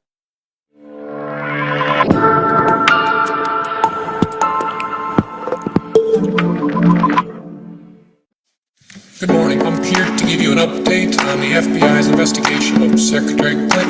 What I want to do is tell you what we're recommending. But first, let me tell you what we found.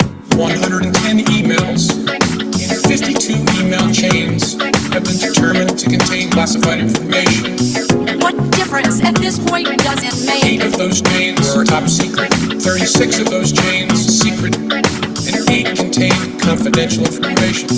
What difference at this point does it make? Everything I did was permitted. There was no law, no regulation. Secretary Clinton should have known that an unclassified system was no place for that conversation. I did not email any classified material to anyone on my email. None of these emails should have been on any kind of unclassified system, not even Gmail. Well, first of all, nothing was marked classified. To the contrary. Nothing was marked classified. There is evidence that Nothing was marked classified. Now let me tell you what we found. Oh my God. 110 emails. It was not the best choice. 52 email chains. It was a mistake. Have been determined to contain classified information. What difference at this point does it make? 8 of those chains are top secret. Was it the best choice? 36 of those chains I said it secret. was a mistake. And 8 contain confidential information. What difference at this point does it With make? respect to our recommendation, this is going to be an unusual statement in at least a couple of ways. Although there is evidence, our judgment is that no reasonable prosecutor would bring such a case. I know there will be intense public debate. I know there will be intense public debate. I know there will be intense public debate. What difference at this point does it make? 110 emails. It wasn't the best choice. 52 email chains. I made a mistake. Have been determined to contain classified information. What difference at this point does it 8 make? of those chains are top was not a secret. good choice. 36 of those chains I said it was a mistake. and 8 contain confidential information. What difference at this point does it make? Socialist Mop. I love that song. Welcome back to the MG Show. I love it. At what difference does this point make? What difference at this point does it make? I don't even know. It is so funny, but it's kind of not funny because they did that, and right before the election, if you guys remember. And there's a interesting interview here. We're going to go into it right now, Shady Grove. It's the James Comey full one-on-one interview with Bret Baier. Okay, and this interview happened on. Let me just double check. April of 2018, I believe. Shady Grove. I think that's correct. Yep. All right. So let's go ahead. You ready to watch it? Yep. Oh, James Comey. And knowing what you know now, it's going to hit differently. Yeah, pay close attention. Yeah. Welcome back to Special Report. Joining me live in studio, former FBI Director James Comey. A little tougher to get across town without a motorcade. Oh, tough for everybody today. I understand you have a new book out. I've heard that, yeah. Thanks for being here. The book is Higher Loyalty, Truth, Lies, and Leadership. Big sales in its first week. I've read the book. I've seen or read every interview that you've done on this media tour. A lot of people have focused on President Trump and your interactions. I want to get to that, but I want to start chronologically with the Hillary Clinton email probe and the decisions you made there. Is it true that you and your FBI colleagues made the decision to exonerate Secretary Clinton well before she was interviewed? No. So why wait till the end, and why write up the memo that you eventually bring forward first? No, that's a good question. Come May, after we've been doing it for about 10 months, I started to, as part of my regular briefing from the investigators, see that their view was it was unlikely to end in a case that the prosecutors at DOJ would bring. Before the interview? Sure. Yeah, because they'd spent 10 months digging around, reading all her emails, putting everything together, interviewing everybody who set up her system. They weren't certain of that result, but they said, look, boss, on the current course and speed, it looks like it's not going to get to a place where the prosecutors will bring it. So then in May, I started thinking, okay, if it continues that way, and it may not, but if it continues that way, so how do we end this thing in a credible way? But what, if anything, could she have said in that interview that would have changed your mind and somehow changed what you eventually decided to do? Well, two ways. First, by lying in a way that we could prove in the interview, or giving us a hook to continue the investigation to see if we could prove a lie, or admitting something that would surprise us about her intent. Now, a lot of folks have asked, good question, about why to do the interview at the end. That's fairly typical for a subject interview in a white-collar investigation. I think you see Special Counsel Mueller taking exactly that approach with the president. But you already knew that she had been telling, whatever you want to say, lies, myths, truths about this investigation and how she handled those emails. Take a listen.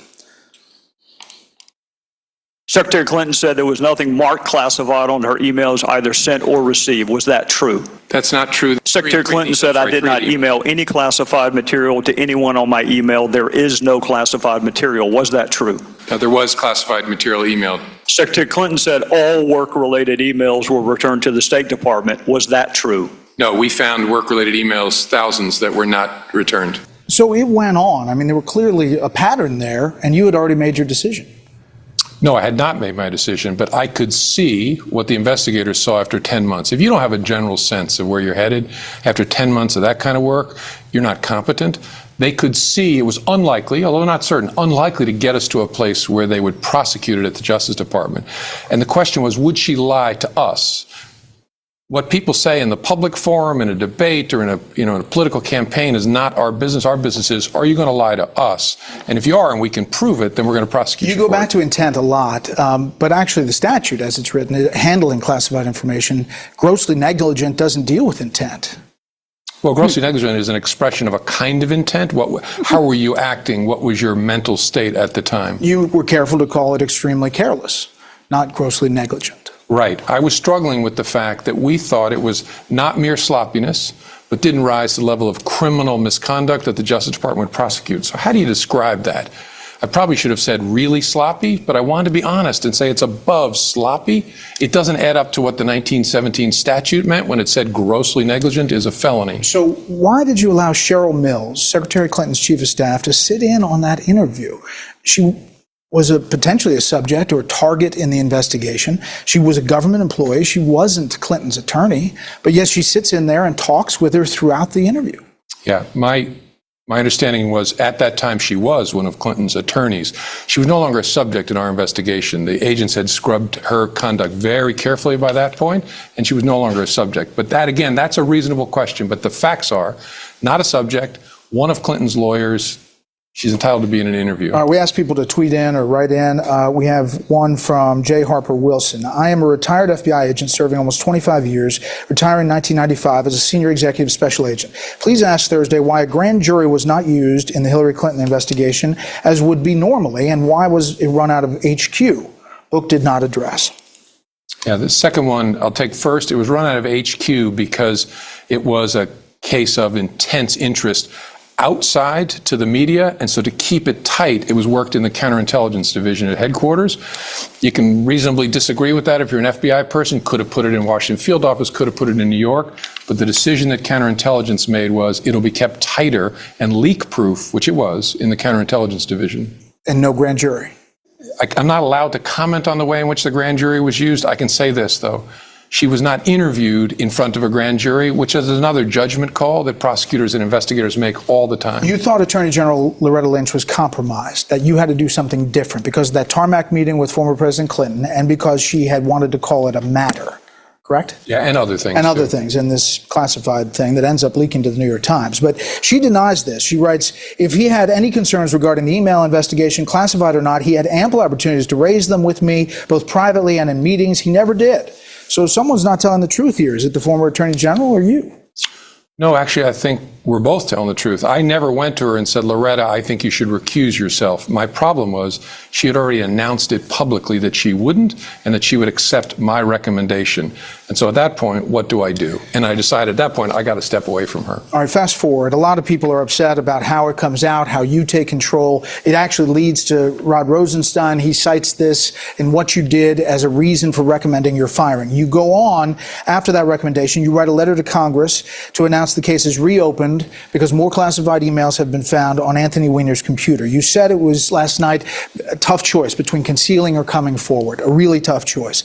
But there are authorities in New York who were saying that FBI HQ was slow walking that case, and weeks went by without any action. Did you know that Andrew McCabe, your deputy, had sat on that revelation about the emails? Yeah, I don't know that. I don't know that to be the case. I do know that New York and FBI headquarters became aware that there may be some connection between Weiner's laptop and the Clinton investigation weeks before it was brought to me for decision. And as I write in the book, I don't know whether they could have moved faster and why the delay. So was it the threat that the New York agents were going to leak, that it existed, really what drove you to the not conceal part? I don't think so. I think actually what drove it was the prosecutors in New York who were working the criminal case against Weiner called down to headquarters and said, are we getting a search warrant or not for this? That caused, Justice Department headquarters to then call across the street to the FBI and poke the organization, and they started to move much more quickly. I don't know why there was, if there was slow activity, why it was slow for those first couple of weeks. I want to move on to the Trump investigation. We're told after this Australian diplomat reports his conversation with George Papadopoulos, talking about plans to get Russia info or emails about Hillary Clinton, that the FBI is notified through the State Department about this in early May. True? No. When were they notified? First of all, I'm not confirming what the source was from it. The FBI learned the information about Papadopoulos in late July and opened a counterintelligence investigation at that point. The meeting that you're talking about occurred in the spring, April, before there were any public revelation of Russian hacked emails, but the FBI didn't learn about it until late July. Okay, so what is the crime or the collusion that launches the investigation? Yeah, collusion's not a word that I'm familiar with. I've seen what it is in the crime? What is the evidence, basically, that launches? The question is, you open a counterintelligence investigation to understand, are any Americans in cahoots with the foreign intelligence activities of an adversary nation? When the Steele dossier comes out, sometime early July, when did you personally learn about the memos in the dossier? Sometime in the fall. I don't remember exactly when. You're talking fall of... Fall of 16. Right. So who told you about them? I don't remember. Someone on my senior staff. Do you remember how they were described? I remember they briefed me about it, explained that it came from a reliable source, former Allied intelligence officer. I remember being given a copy of it. I don't know whether it was September, October, sometime in that period of time. When did you learn that the DNC and Hillary Clinton campaign had funded Christopher Steele's work? Yeah, I still don't know that for a fact. What do you mean? I've only seen it in the media. I never knew exactly which Democrats had funded. I knew it was funded first by Republicans, opposed to Donald. But that's not true. I'm sorry? That's not true. That the dossier that Christopher Steele worked on was funded by Republicans? My understanding was his work started funded by Oppo Research, funded by Republicans. So Free Beacon and said that they had Glenn Simpson and Fusion GPS on a kind of a retainer, but they did not fund the Christopher Steele memo or the dossier. That was initiated by... So what, wasn't it John McCain, Shady? Seriously? No, it was the FBI, wasn't it? If you go to the spy op post, no name. Right, but who paid for who bought the product? The DNC. The DNC ultimately bought it. Yeah. Yeah, it came out in the Mueller report that the FBI actually bought it. So he was the director of the FBI. So he's completely lying right there. Yeah, Perkins Coy, I think, bought it. So never thought you would lose. FISA apps false. Activate spy campaign. UK assist. Feed to the CIA. Cannot operate domestically. FBI, DOJ expand fast. Hussein 3 national security orders. Officials. POTUS can declass bottom to top. See now. And by the way, Dan just posted top to bottom on Twitter. I just saw that. Go-betweens. 1 to 4, tarmac final meeting, no charges, dropped, equal Supreme Court. So they offered Loretta Lynch Supreme Court. These are the names right here of how this all started with all of this. You know, John Podesta, Robert Mueller, DNC, Debbie Wasserman Schultz, James Comey. Washington Free Beacon shell number 1 goes up to shell number 2, which is Perkins Coy. Fusion GPS shell 2. Is this Chuck Schumer or CrowdStrike? You know, I'm not exactly sure. That is CrowdStrike in that line. And that goes up to no name, which is John McCain. Okay. Or it could be Schumer, I guess, the pass through. But no, you know, no name. Let me just finish. Yes, no sir. Name, media, John Brennan, James Clapper, leaks. Okay. It was John McCain who leaked it to the media. Right. And then that was the POTUS Daily Brief FBI stuff. And then up above here, You've got the FBI and, you know, with the fake news. Okay, they're all in it together. The DOJ with all these people. And Bill Clinton, I tell you what, Shady, I made this drop too. And it goes all the way to the top, bottom to top. It goes all the way up to Hussein, Valerie Jarrett, all these guys, Shady. John Kerry. I mean, look at that. Wow. HRC, DNC, right here. Look at that. Boom. It's just so you can see the way that Comey's characterizing that, the way that the op is built. Yeah. Pay attention to how did they build the op? They outsource getting Steele to give them the information. They bring the information in through the channels to come to in close contact. Then it goes to McCain Institute. McCain brings it to the media, launders it in the media. Comey goes on and says, "Oh, I'm pretty sure that this originally started as Republican opposition research." That's right. You see what he's doing right there. Whenever he, in fact, himself was in charge of getting all of this engineered and put in place, and also was in cahoots with Brennan and the presidential daily brief fiasco. That's right. Jingleheimer Schmidt says Bill Clinton's dress was a distraction. Yes, it was a distraction for Chinagate. In fact, it is Shark Week, I think, this week. And 5 Shark Weeks ago, we disclosed that. We showed you that the red dress or the blue dress and the red shoes was a distraction. And, you know, Monica Lewinsky's dress was a distraction from Chinagate. And actually, people did go to jail for Bill Clinton's Chinagate. Yeah, nobody even realizes that. The media didn't report it. You know, like we didn't, you know, that you didn't learn that till years later, even. That's right. That's right. Here we go. Back to this. This is pretty amazing, knowing what you know now. He's getting ready to get good, too, because of what he's getting ready to say. Here we go. The Democrats. Okay, my understanding was the activity was begun, that Steele was hired to look into, was first funded by Republicans, then picked up, the important thing was picked up by Democrats opposed to Donald Trump. So is that why, did you tell President Obama that the dossier was who it was funded by? No, not to my recollection. Did you want to know who it was funded by? I wanted to know what I knew, which is it was funded by people politically opposed to Donald Trump. Okay. Which particular opponents wasn't that important When to me. did you, so you still to this day don't know that it was funded by the DNC or I've read the that in the Clinton campaign? media, but I don't know for a fact and didn't know while I was at the FBI which exact opponent of the president's funded that. Okay. How many times did you, and to what extent did you brief President Obama on the dossier? I didn't ever brief President Obama on the dossier. I was present during a conversation where Director of National Intelligence briefed it to him as we did to the Gang of Eight and to the President-elect the first week of January. You called the dossier unverified, salacious. Why did you use that to the FISA court to ask for surveillance for Carter Page? Not only use it, but you led with it. A bulk of that FISA application deals with that dossier. Why? Yeah, that's not my recollection, Brett. And I don't know that the FISA application has been released. My recollection was it was part of a broader mosaic of facts that were laid before the FISA judge to obtain a FISA warrant. There was a lot more than the dossier in the FISA application? My recollection was there was a significant amount of additional material about Page and why there was probable cause to believe he was an agent of a foreign power. And the dossier was part of that, but was not all of it or a critical part of it, to my recollection. This intel briefing at Trump Tower, you briefed the president-elect on kind of the sliver of the dossier, really the salacious part about the prostitutes in Moscow and that allegation. Correct. Didn't include anything broader than that, right? Correct. My mission in that private briefing was just to tell him about that slice of it. And who suggested you brief that? I think the Director of National Intelligence did, and explained the logic of why it made sense for me to do it, which I agreed with. So that briefing was just oral. It was just talking to the Correct, just the two of us talking to each other. CNN reported at the time that you handed a 2-page executive summary of the dossier over to him. I did not. Did not. Speaking of CNN, you write in the memos of that meeting, you write, I said to President-elect Trump, media like CNN had the dossier and were looking for a news hook. I said it was inflammatory stuff. So the story of that briefing leaks out almost immediately after you do it. CNN and others run the story of this unverified dossier. Did you? And Shady, that was January 7th, 2017. Right. Okay. Or your subordinates leak that? No. Did James Clapper? No, not to my knowledge. No. John Brennan? I don't know who leaked it. I had no part in any leaking of it. It was about 4 or 5 days later that it leaked, but I remember because President-elect called me about it. Did you ever try to find out? Who leaked an unclassified public document? No. Did you inform the president-elect at the time what you knew about how it was funded or who was behind it? No, I did not.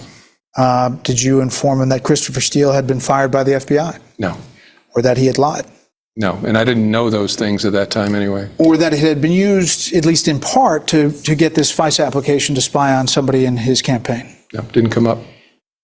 Is it fair to say that President Obama and his... Carter Page was in his campaign when the FISA order was obtained in October. Tied to it tangentially.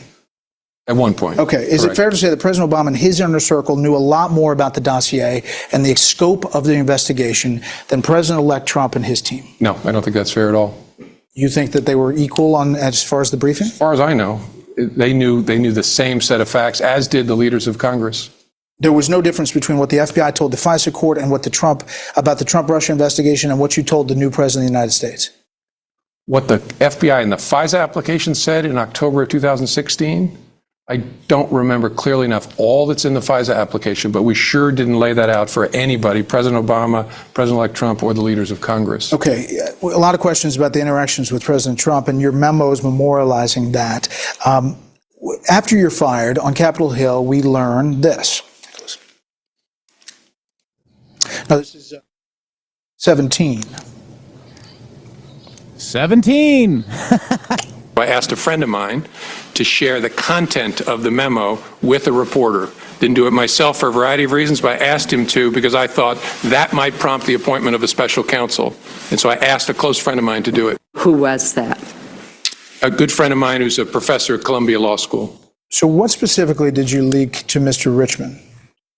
I sent Mr. Richmond a copy of a 2-page unclassified memo and asked him to get the substance of it out to the media. You call him a good friend and a professor, but you didn't reveal that you had hired him as a special government employee for the FBI to work on special projects. Why? Because it wasn't relevant. He was an FBI special government employee until February of 2017. Did you have other special advisors like that? No. So what exactly was his job? Two things. His primary focus was on our Going Dark challenge, helping us think through and articulate and fight for access to encrypted communications. And then law enforcement data was a big part of his responsibility. So did you leak other things through Mr. Richmond? Yeah. I'm smiling, Brett. I don't consider what I did with Mr. Richmond a leak. I told him about an unclassified conversation with the president. Okay, but the FBI protocol, you went through this with Anderson last time. I gave him nothing else ever to share with the media. FBI protocol says your own employment agreement with the FBI prohibits, quote, the unauthorized disclosure of any information or material from or related to FBI files or any information acquired by virtue of my official employment without prior written permission from the FBI. Did you have written permission? No, and I didn't consider it part of an FBI file, all the things that I talked about with Anderson. You wrote it as an FBI director. It was a work product. No, it was not. It was my personal aide de memoir. You were talking to the president? Sure. I created 2 copies of it, one to keep in my personal safe at home, and I left another one with the FBI so the Bureau could always have access to it. But I always thought of it as mine, like a diary. Who else did you give, leak, or whatever you want to call it, the memos to? Give is what I prefer. Yeah, the memos to. I gave the memos to my legal team after I gave them to Dan Richmond, after I asked him to get it out to the media. And gave 4 memos to my legal team. Which included Patrick Fitzgerald? Patrick Fitzgerald. He was a legal team at that time? Correct, sure. And David Kelly. And Dan Richmond. Okay. You said in the memos, I said, I don't do sneaky things, I don't leak, I don't do weasel moves. But, I mean, we can argue what a leak is, but that's a leak, isn't it? It's not. Okay. Yes, Here's what you told Chuck Grassley about leaking. No, it's not, Shady. Yes, it is. Director Comey, have you ever been an anonymous source in news reports about matters relating to the Trump investigation or the Clinton investigation? Never. Has any classified information relating to President Trump or his associates been declassified and shared with the media? Not to my knowledge. So at what point were you made aware that some of the information was classified by the FBI? Which information? In the memos. Oh, yeah, I don't know. Sometime after I was fired, the FBI apparently made a decision that there were some words in at least 2 of the memos, maybe 1, I think 2, that were diplomatically sensitive. And so my lawyers returned them to the FBI. But that testimony was truthful, and I stand by it. I was hoping you were going to ask me that. I am. I was. It's But truthful. I want to play what the president said today about you on this channel. Look, Comey is a leaker and he's a liar. And not only on this stuff, he's been leaking for years. He's probably been using his friend, the so-called professor, who now turns out to have FBI clearance, which he never said. He even lied about that because he never said that in Congress. He said he gave it to a friend. And he gave it to a friend to leak classified information. It's all classified. It was totally classified. So he did an illegal act. And he said it himself, in order to get a special counsel against me. Reaction to that? He's just wrong. Facts really do matter, which is why I'm on the show to answer your questions. That memo was unclassified then. It's still unclassified. It's in my book. The FBI cleared that book before it could be published. That's a false statement. What about not telling Congress that he was a agent for you or worked at the FBI or somehow was some employee that you had 35,000 FBI But none of that was employees? true. I described him, I hope in a good way, as a good friend to expose there might be a bias in my connection to the guy. He had left his FBI job months earlier, and so there's lots of other connections. I know him because we were prosecutors together. I didn't mention that. I taught with him at Columbia. I didn't mention that. I think I offered the Congress a fair picture of my connection to the guy. Okay, Director Comey, stand by if you would. More with the former FBI director after a quick break, including the reaction to Andrew McCabe, those infamous text messages. We're learning more about them today, and the future of the FBI. So, lying leaker Comey, Shady Groove. Boy, oh boy, does that look different now to everybody else? Like it looks different now to us? Yeah, it does. Thought you might say that. It's a lot differently, doesn't it, Shady? Yeah, and do you see how full of himself he is? Do you understand now that this is the same type of attitude that we're dealing with these Flynn nuts? Mm-hmm. I want you to see that clearly. I want you to see how they obfuscate, they skip over, they pretend like things aren't relevant to them. Like, oh, it's not connected to me. Oh, it wasn't really. Oh, it's just a friend of mine. It's a leak. You're leaking stuff about your conversation. You're telling your friend about conversations that you had with the president of the United States and telling him to go leak it to the press, and that's not a leak.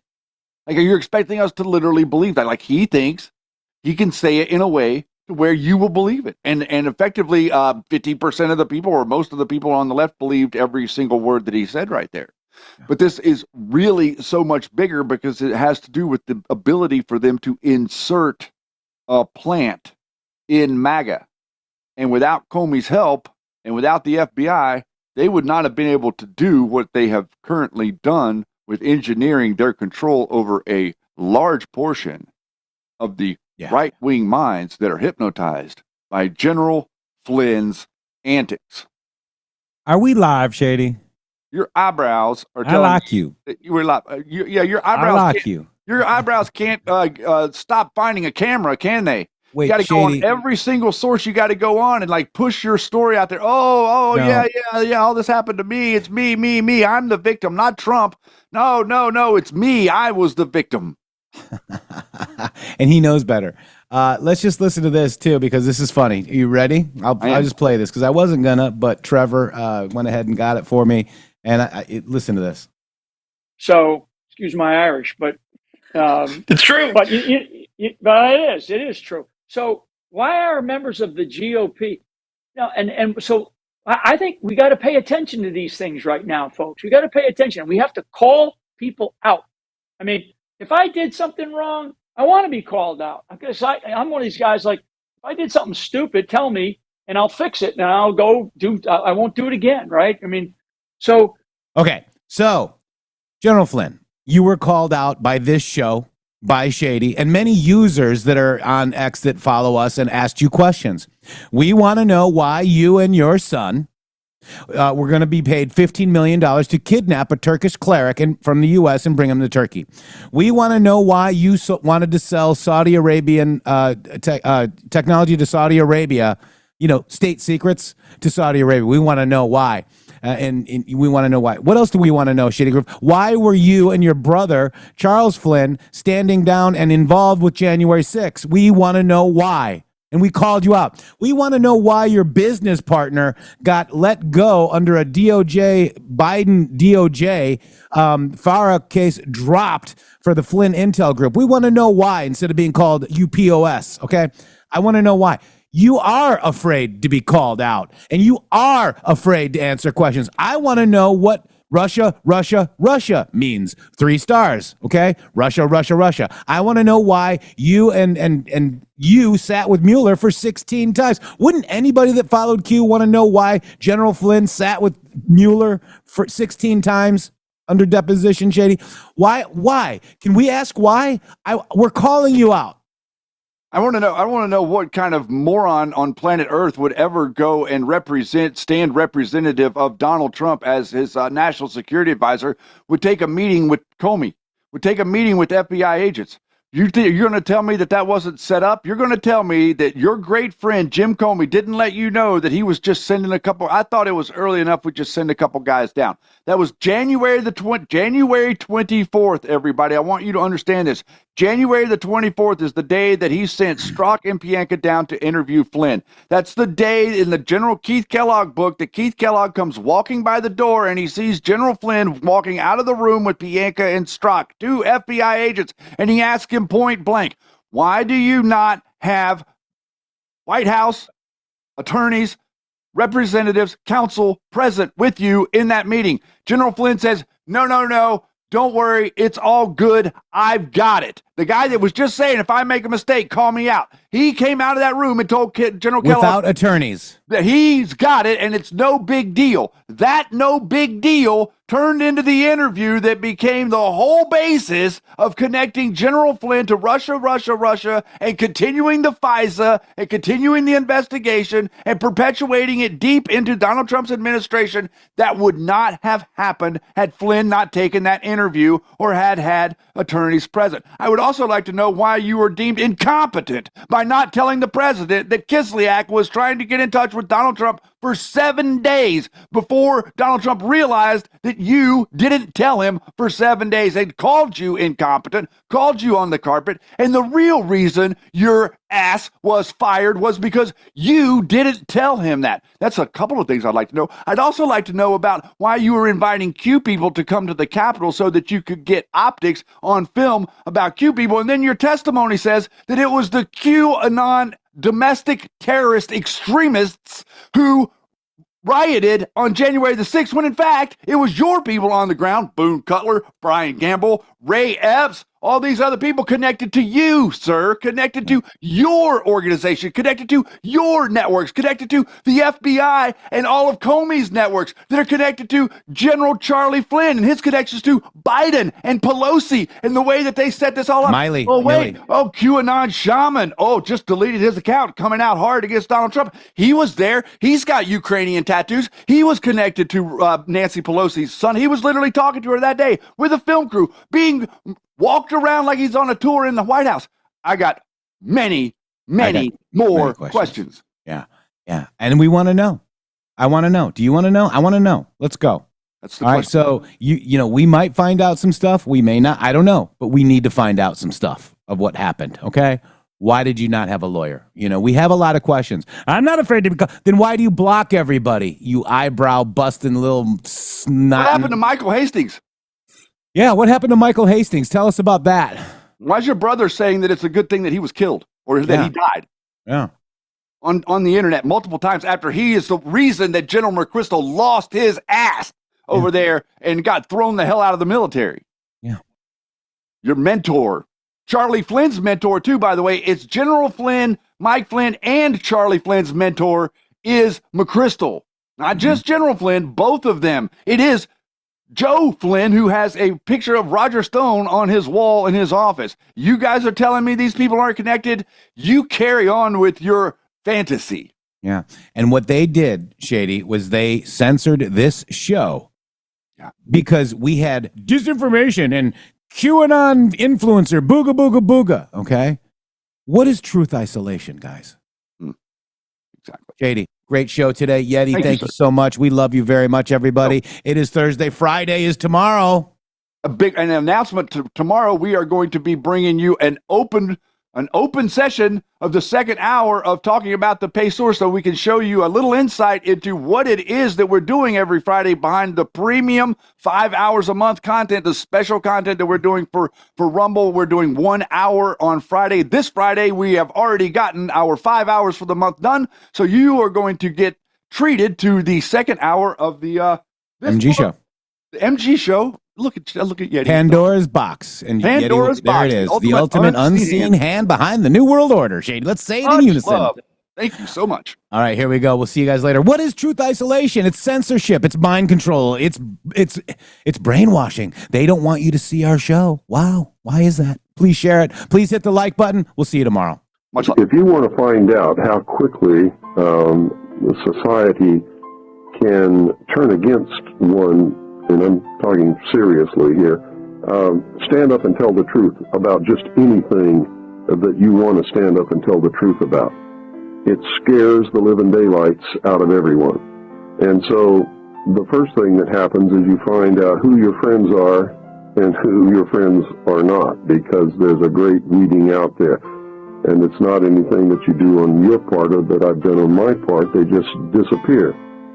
And you find very quickly that people are afraid to be around you because they can see the government being upset about what you're talking about, and they can see repercussions coming, and of course they have happened and will continue to happen. And ultimately, I really believe that there will be some kind of a terminal point where they decide that they're not just not going to put up with this pest anymore, and that's going to be the end of me. We have been literally financially in the ditch. We have found it impossible to get any kind of a normal job with anyone who knows anything about what I do. You can't go to church, you can't go to cocktail parties because everybody else is sitting around talking about the weather or, oh, what school did you go to? And when you have done the research and arrived at some of the answers that I know to be true now, those people become like kindergarten children. They're not in the real world, and I can't engage in that kind of a conversation. So you really find yourself in another world that has nothing to do with all of the rest of the people who are running around engaged in their activities that they think are so important to them. And to them, they really are. But to me, they've lost the reality of what really is important, and they're about to lose their freedom to even discover those things at this point. I'll ask you a last question, and that is, how would you like to be seen or remembered in future years when people look back and you think about the thrust of your work? What is it that you would like to be best remembered for? I think I would like to be remembered like Paul Revere was remembered. At a time when it was needed and nobody else would do it, I got on my horse and rode through the night and said, the British are coming. That's all. I'm not looking for any fame or any fortune. You certainly don't get rich doing what I'm doing. And infamous is probably the real word that describes what happens to you as far as public recognition in a world where political correctness is the theme of the day. You just don't do what I'm doing. So if anybody wants to remember me, I would certainly be pleased if they just remembered I did what was the responsible and the right thing to do at a time when nobody else had the guts to do it. www.mg.show. We're bringing the noise. Go, baby, we bringing our toys.